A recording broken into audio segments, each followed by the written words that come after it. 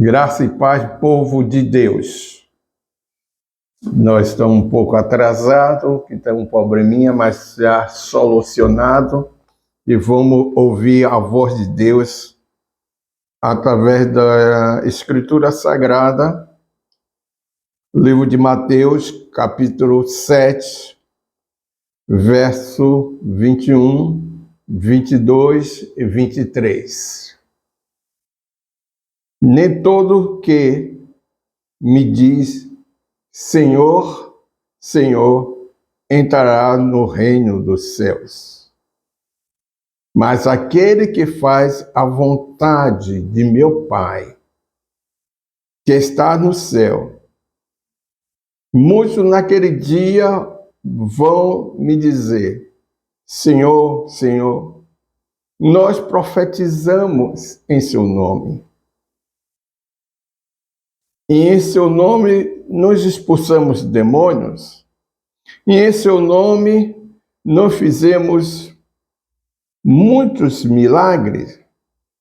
Então lhe direi claramente, eu nunca conheci vocês. Afaste de mim, vocês que praticam o mal. Louvado seja Deus. Então vamos orar. Obrigado, Espírito Santo, por esse privilégio de entrar na casa dos teus filhos, na casa dos amigos, para ministrar essa tua palavra. Esse terceiro tema da nossa mentoria. Estaremos falando hoje, Pai, com a sua liberação sobre idolatria. Nesse momento eu levo à mente de todos que vão ver essa gravação, tanto áudio como vídeo, cativa ao Senhor. Eu proíbo qualquer distração pelo poder do nome de Jesus. Pai, fique à vontade. O reino é teu, o poder é teu, a tua vontade seja estabelecida nessa mentoria, em nome de Jesus. Em nome de Jesus. Em nome de Jesus. Louvado seja Deus. Louvado seja Deus. Êxodo capítulo 20, verso de 1 a 5. Diz assim a palavra de Deus. Então falou Deus todas essas palavras, dizendo, eu sou o Senhor teu Deus, que tirei da terra do Egito, da casa da servidão. Não terá outros deuses diante de mim. Vou repetir. Não terá outros deuses diante de mim. Não farás para ti imagem de escultura, nem alguma semelhança do que há em cima no céu, nem embaixo da terra, nem nas águas debaixo da terra. Não te curvarás a ela, nem a servirás, porque eu, o Senhor teu Deus, sou Deus zeloso, que visita a maldade dos pais nos filhos, até a terceira e quarta geração daquele que me aborrece. Amados, eu quero dizer que hoje eu não vou trabalhar nesse texto, mas na próxima semana, dia 11 e dia 13, estaremos esmiuçando esse texto na próxima semana. Amém, querido? De antemão, não quero falar para os amados aqui presentes nessa mentoria, quando vamos trabalhar em cima de vários textos. Vai ser usado a fim de esclarecimento, a fim de embasar a ministração do seminário sobre o assunto. Esse seminário é informativo, vem para dar fundamento sobre a nossa fé,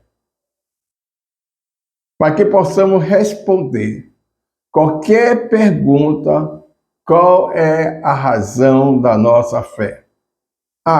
Outra coisa, eu quero salientar para todos vocês que estão me ouvindo, que eu não tenho nenhuma intenção de ferir o credo de qualquer pessoa, mas simplesmente de expor a verdade bíblica. Convido vocês agora para dar mergulho no livro do profeta Isaías, capítulo 42. É um texto profético. Essa profecia foi proferida há 2.700 anos atrás. Parece que há contradição nela. Se você ler o capítulo todo, o capítulo 42, sem estudar, dá a impressão que há contradição. Dá a impressão que o profeta está falando de duas pessoas diferentes. Vejamos como começa o texto. Capítulo 2. Não clamarão, nem gritarás. Não farás ouvir a voz na praça. Não esmagará a cana quebrada, nem apagará a torcida que fumega. Agora vamos para o verso 13. O Senhor sairá como valente, despertará o seu zelo como homem de guerra. Clamarás, lançará forte grito de guerra e mostrará sua força contra os seus inimigos. Preste atenção. No verso 2 diz, não clamarás. Não lançará forte grito de guerra. Já no verso 13 diz que tem de clamar mesmo e gritar um forte grito de guerra. Querido, não há controvérsia e nem duas pessoas sendo citadas.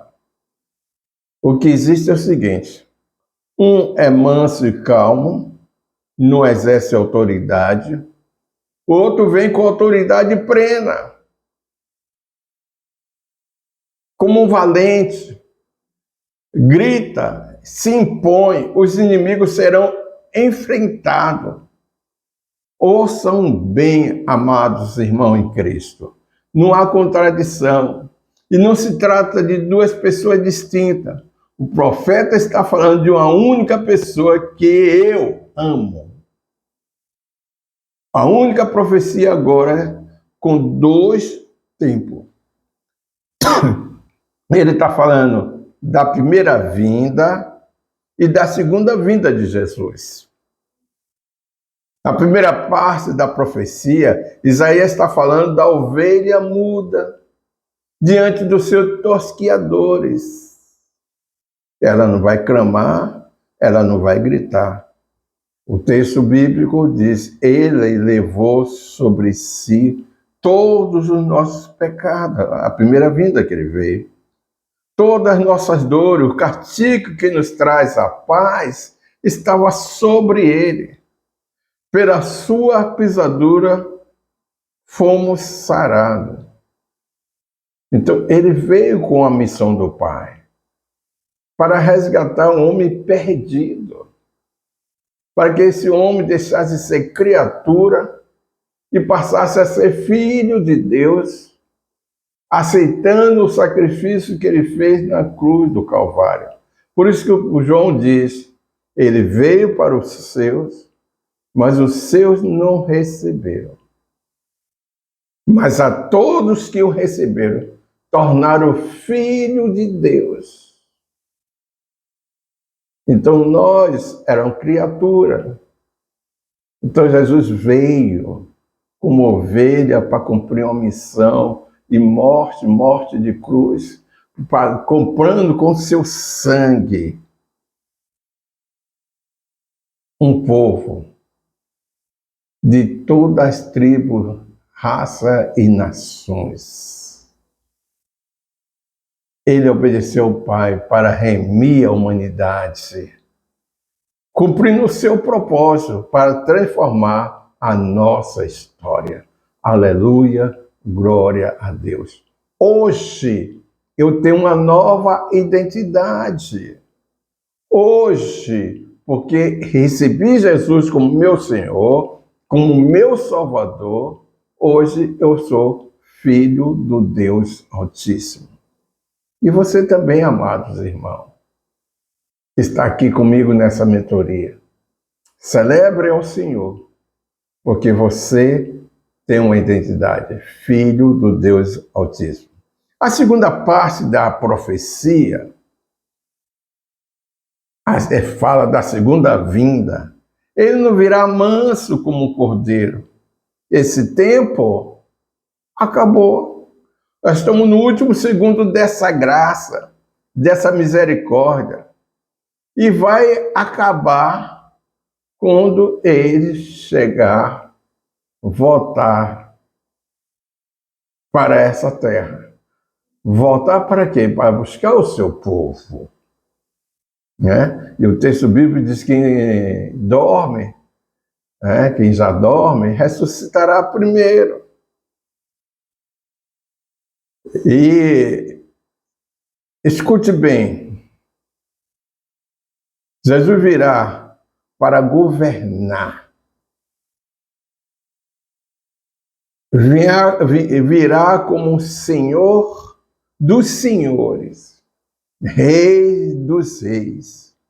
Ele é rei de um povo que vai governar com ele aqui na terra. Está escrito: digno é o Cordeiro de tirar o selo e abrir o livro, e com seu sangue comprou povos de toda raça, tribos e nações, e constituiu reino e sacerdote. Reinará sobre toda a terra. Quem é o rei e sacerdote? O povo que ele comprou com seu sangue. 1 Pedro 2,9 está escrito: vós, porém, sois raça eleita. Aleluia. Sacerdócio real. Nação santa. Povo de propriedade exclusiva de Deus, a fim de proclamar-te a virtude daquele que vos chamou das trevas para a sua maravilhosa luz. Quando ele vier na segunda vinda, virá como um valente para governar. Na sua boca há uma espada afiada. Nas suas costas está escrito: Rei dos reis e Senhor dos senhores. Essa profecia tem o terceiro tempo. Você viu o primeiro tempo, ele como ovelha. O segundo tempo, ele como Senhor absoluto.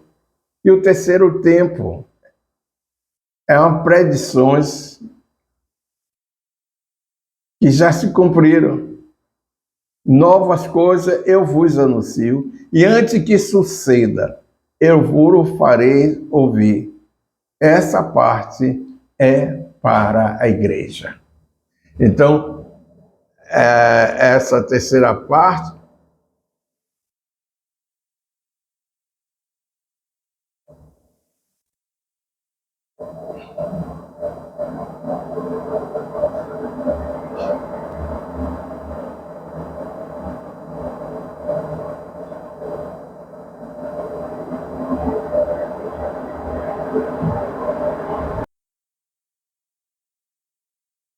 Tivemos um breve intervalo, né?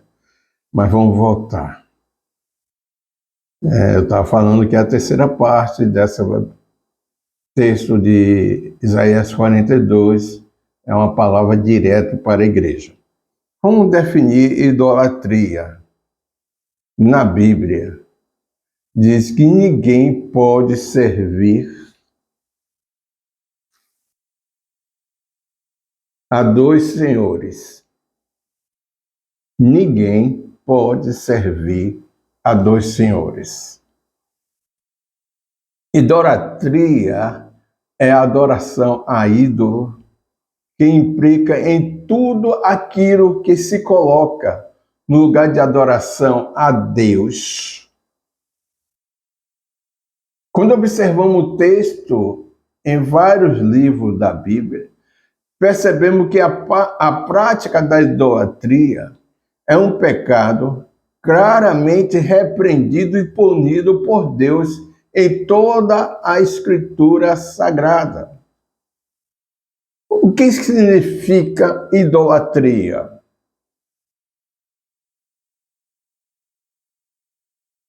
Cultos a ídolos.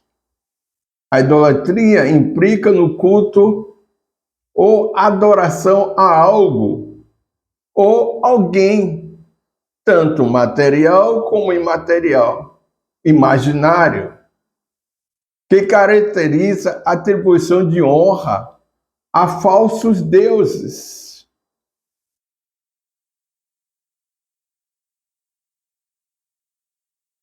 Sobretudo pela materialização de tais objetos.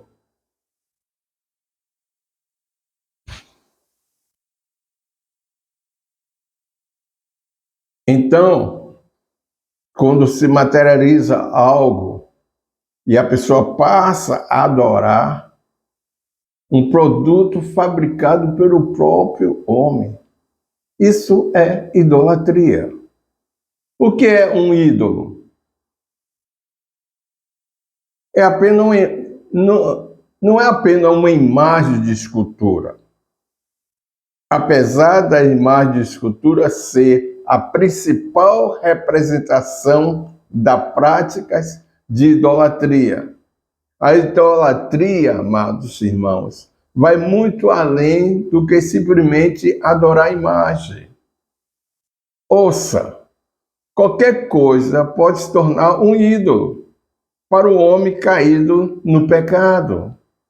Como, por exemplo, um estilo de vida, um emprego, um carro, dinheiro, a filosofia humana, práticas ocultas e prática espiritualista. A profecia do capítulo 42 de Isaías. A primeira parte termina no verso 8. Diz assim a palavra de Deus: Eu sou o Senhor. Esse é meu nome. A minha glória, pois, não a darei a outro, nem a minha honra às imagens de escultura. A segunda parte da profecia, do capítulo 42, termina no verso 17.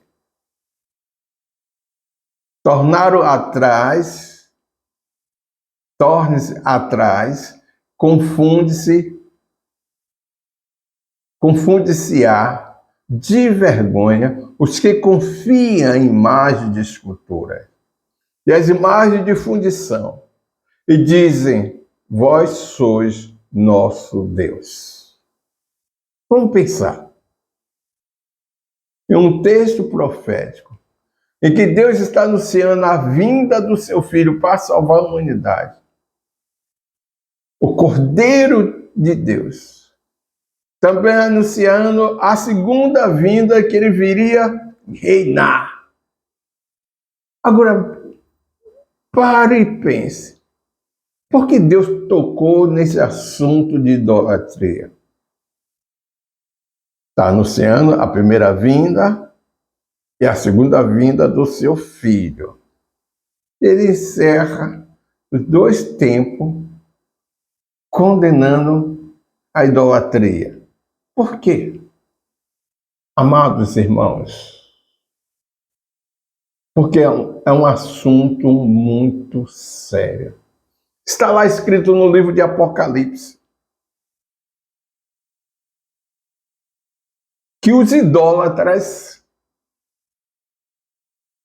não entrarão no reino de Deus. Os idólatras não é só quem cultua a imagem, mas quem cultua um personagem, quem cultua o dinheiro, quem cultua um esporte, não herdará o reino do céu. Por isso que Deus coloca nesse capítulo profético de Isaías, encerrando a primeira parte, no verso 8, encerrando a segunda parte, no verso 19, é isso? Falando sobre idolatria. Mas vamos ver mais um texto. É o 5º livro do Antigo Testamento. Fala que idolatria é abominação ao Senhor. Deuteronômio capítulo 7, verso 25. As imagens de escultura de seus deuses, Deus aí com letra minúscula, queimarás. A prata e o ouro não cobiçarás, nem os tomarás para ti, pois se tornarão laço, pois são abominação ao Senhor teu Deus. Tem algumas imagens que são revestidas de ouro e de prata. O texto bíblico está dizendo, não tomarás para si, porque é abominação ao Senhor. Mas já em Isaías, capítulo 30, verso 22, diz que é coisa imunda. Vamos ler o texto. E terás por contaminada a prata que está revestida da imagem esculpida, e o ouro que reveste as tuas imagens de fundição. Lançá-lo-ás fora, como coisa imunda. E cada uma das pessoas dirá, fora daqui. Se você tem imagem, tem de dizer, fora daqui. Porque junto com aquela imagem entrou demônio na sua casa. Entrou na sua vida, amados. Então você tem de botar para fora. Você que botou para dentro, então a casa é sua, você tem autoridade, então você vai botar para fora. Fora daqui, em nome de Jesus. É o que o texto diz aí, 30, 22. Amém? Escuta bem, amado. Tudo que Deus diz, não faça. Deus diz, não faça. E a pessoa faz, abre porta para demônio entrar na sua casa, na sua vida, na sua família. Está escrito em Êxodo 20, versos 2 e 3. Não terás outros deuses diante de mim. É uma ordem de Deus. E diz mais, não farás para ti imagem de escultura. E diz mais, não te encurvarás a ela, nem a servirás. Deixa eu contar uma ilustração para você. Fui na casa de um engenheiro. Eles tinham me convidado. A esposa dele se converteu comigo. E ele de início logo se simpatizou comigo.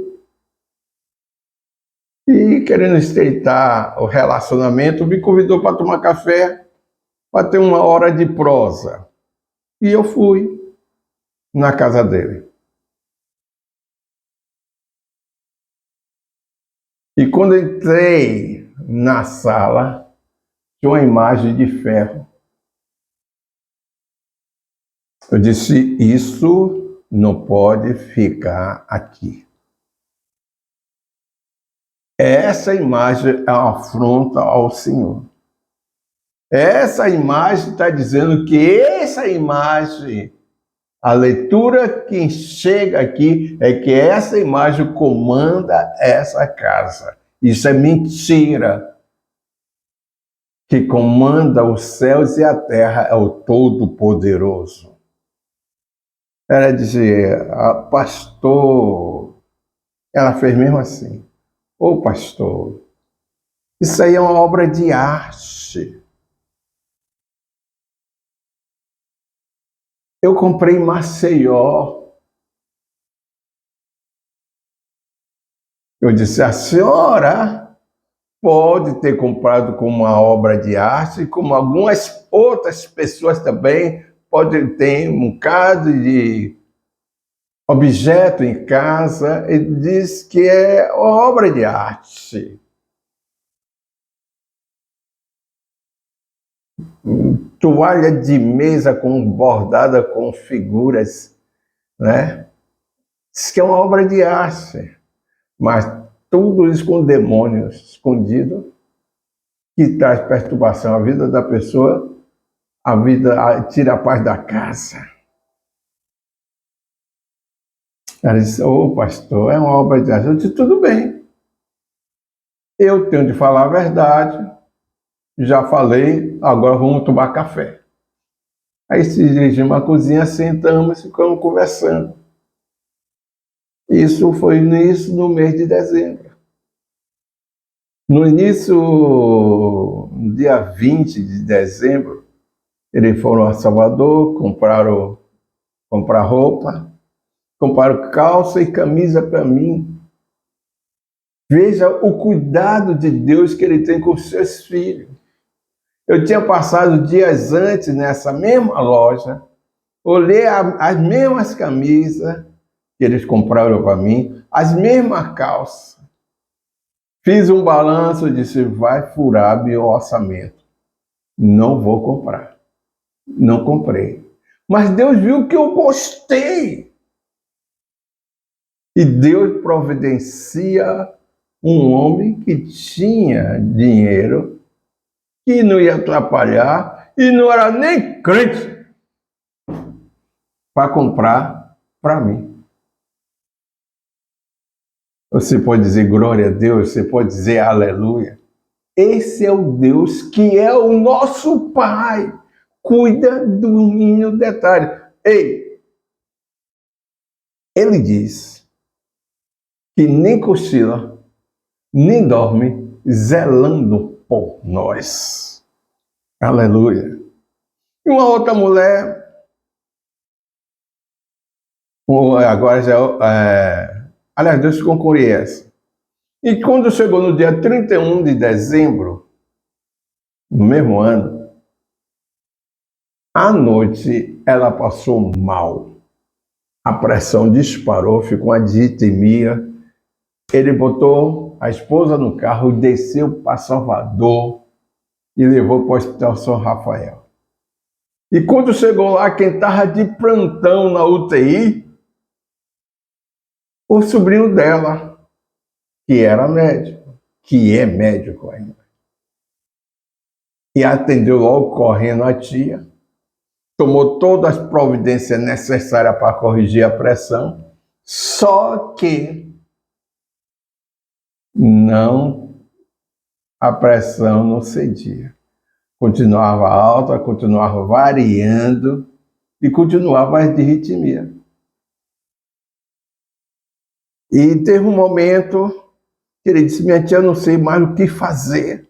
Todos os recursos da medicina eu já apliquei e não tem reação. e o esposo dela estava do lado. Daqui a pouco houve uma outra chamada de emergência, ele deixou a enfermeira tomando conta, olhando os instrumentos e saiu. E o esposo dela também saiu, ficou do lado de fora. E ela começou a ter uma visão. Eu falando com ela, isso aí é coisa imunda. Isso aí, Deus não aceita, isso é abominação. Isso atrai demônio para dentro da sua casa. E ela ali deitada no leito, tendo essa visão e se lembrando do que eu falei. Ela mandou chamar o esposo que estava na sala ao lado.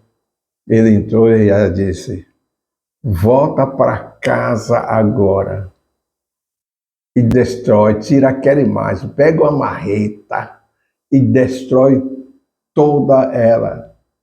É ela e o demônio que está atrás dela, que eu permiti, que nós permitimos que entrasse na nossa casa, está aqui me perturbando.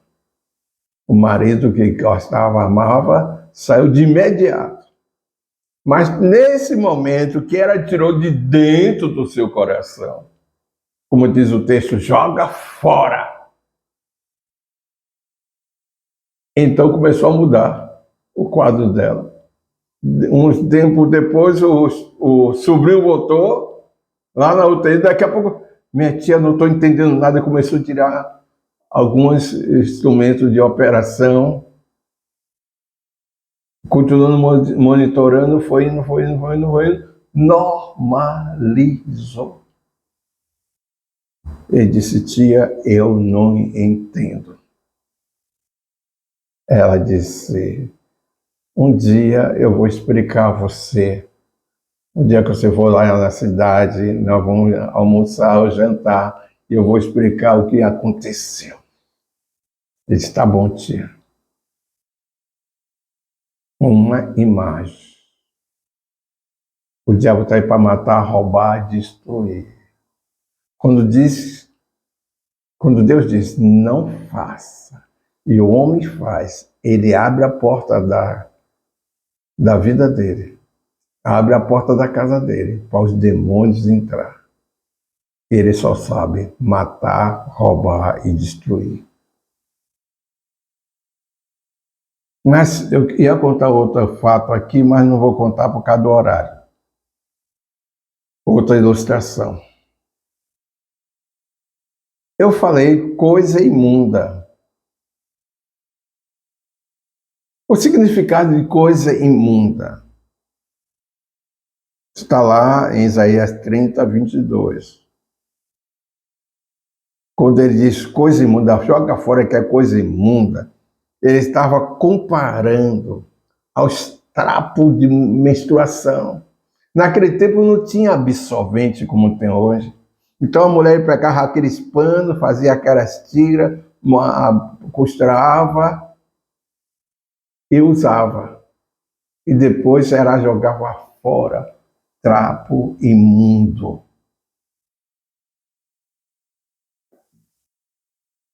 Aqui Deus está dizendo, joga fora, que é coisa imunda.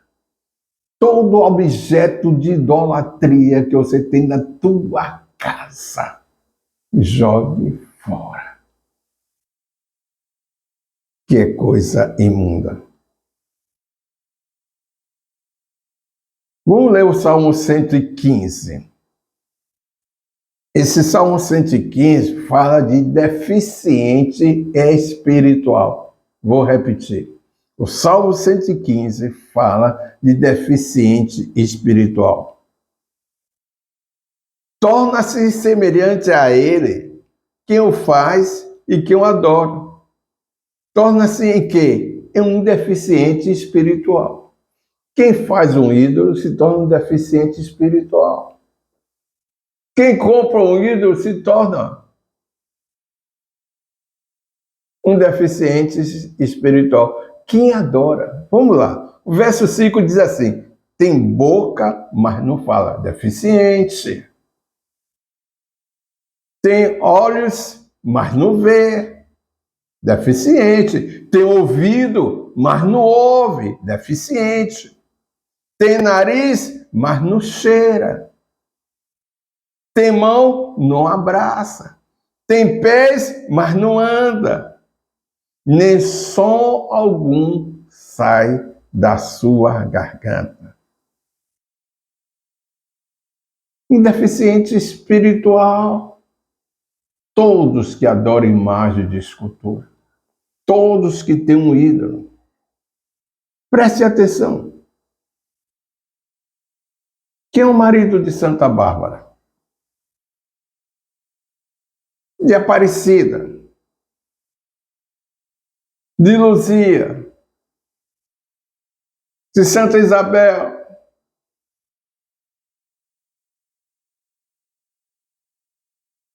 Quem é o esposo, a esposa de Santo Antônio, de São Pedro, São Tiago, São Judas Tadeus? Quem é a esposa? Ouça o que eu vou dizer agora. A idolatria não tem família. A idolatria não tem família. Tem uma família sagrada, José, Maria, Jesus, mas a idolatria não reconhece o casamento de José e Maria como ato consumado. Eles dizem que ela é virgem, que ela nunca se deitou com ele. Isso é uma mentira, está na Bíblia. Seja qual for a Bíblia que você pegar, você vai ver que Maria teve outros filhos.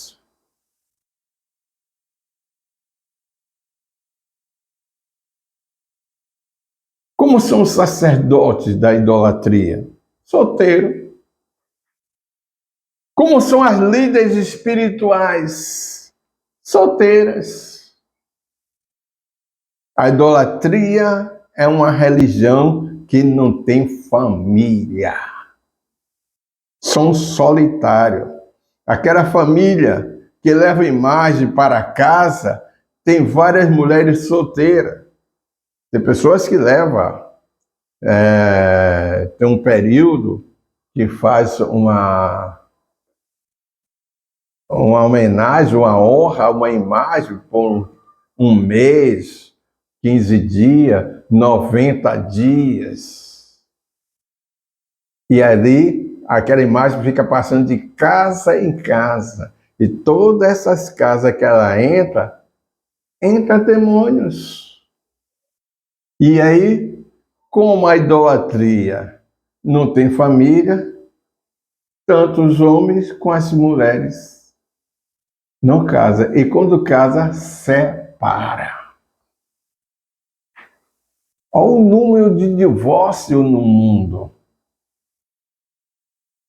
De primeiro, não tinha divórcio, as mulheres sujeitavam, os homens pisavam, os homens saíam para ter outras mulheres, não se via como família, não vivia como família. Era um ajuntamento só para dizer que tem um lugar para dormir o homem com a mulher. Mas não era uma família. Com a modernidade chegou o divórcio, então o homem casa, um mês, 15 dias, 6 meses, 1 ano, 2, está se separando. Por quê? A idolatria. A idolatria. Ouça. Escute bem. A idolatria leva a renunciar ao casamento. O sacerdote não pode casar na idolatria. As líderes espirituais não podem casar. Mas essa proibição do casamento não elimina a sexualidade nem do homem, nem das mulheres. E o que acontece? Favorece a promiscuidade sexual, a masturbação, a fornicação, a pedofilia e outras coisas mais, que de vez em quando estoura aí na rede de comunicação, na mídia. em toda parte do mundo.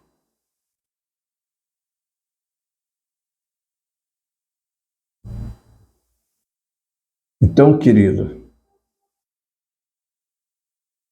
eu vou dar uma pausa, porque o assunto é muito extenso e já ultrapassamos, tivemos 2 paradas, eu tive que cortar uma ilustração para chegar no horário certo.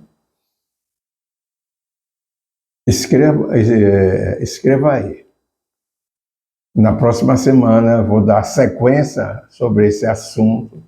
Eu vou falar sobre os reis de Israel que perderam o reinado por causa da idolatria. Vários reis levaram o país à falência. A idolatria levou o povo de Israel a um cativeiro de 70 anos. Nós vamos ver também homens que não se contaminaram com a idolatria. Podemos viver, porque o texto bíblico diz fuja da idolatria. E muita gente pensa que não há condições. Sim. Vou explicar sobre Êxodo 20, de 1 a 5, a herança, a maldição hereditária. Nós vamos tirar desse trecho 3 grandes lições preciosas. Então, nós vamos ter esse tempo na próxima semana, quarta e sexta-feira. Fique conosco para que você se fortaleça na graça e no conhecimento do Senhor.